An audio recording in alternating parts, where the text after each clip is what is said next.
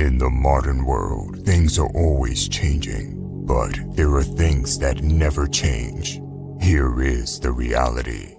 A man should be able to handle himself no matter what the situation is. And there are skills every man needs to master no matter what times we live in. Some people are going to watch this video and think to themselves, it's toxic masculinity.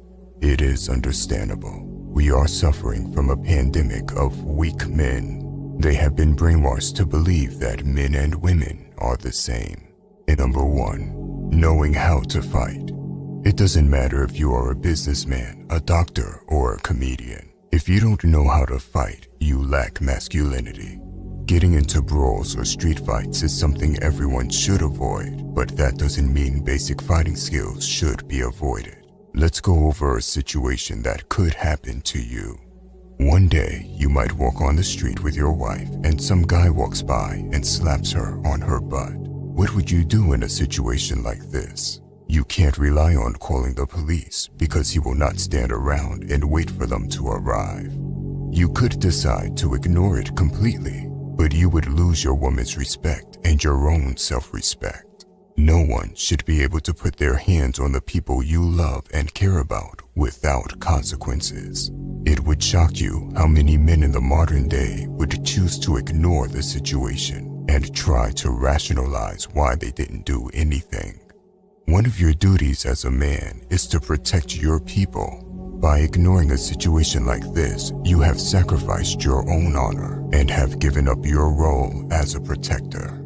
Listen closely. Never start a fight if you can avoid it, but you might find yourself in a situation in which you have no choice but to defend yourself.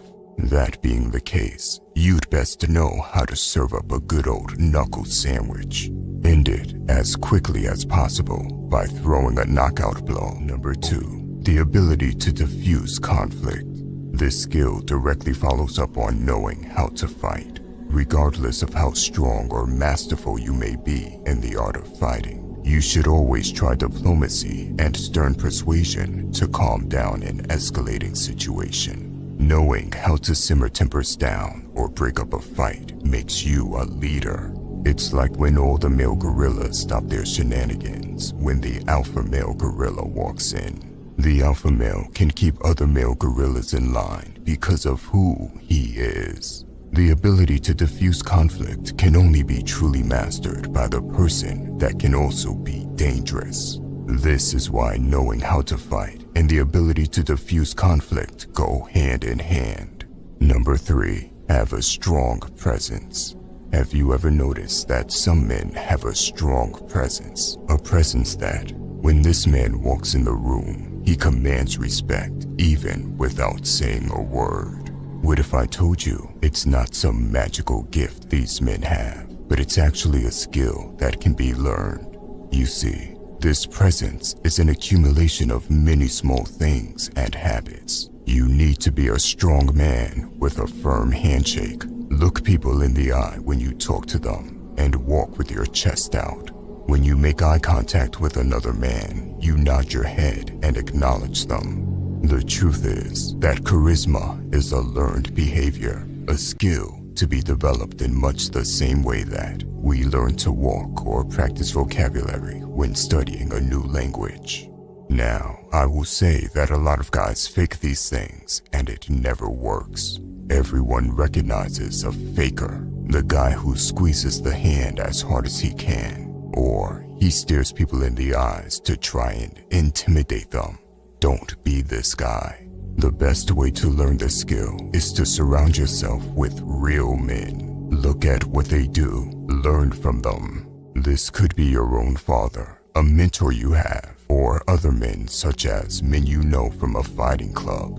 Fighters are often the most respectful and peaceful guys, yet they command respect and carry themselves well. Number four, deep critical thinking. The ability to think deeply on a range of topics will help you to become a much better conversationalist. It'll also give you the mental faculty to improve the overall quality of life and make better decisions. The first step to critical thinking is to consider more than one point of view. As I always say on this channel, Don't believe everything you are told, but also don't believe everything you think you know. It's easier said than done, but critical thinking requires you to leave your own opinions and biases at the door and embrace other information.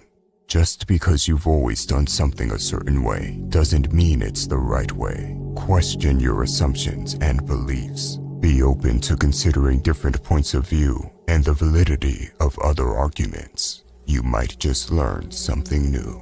Number 5, being good with your money.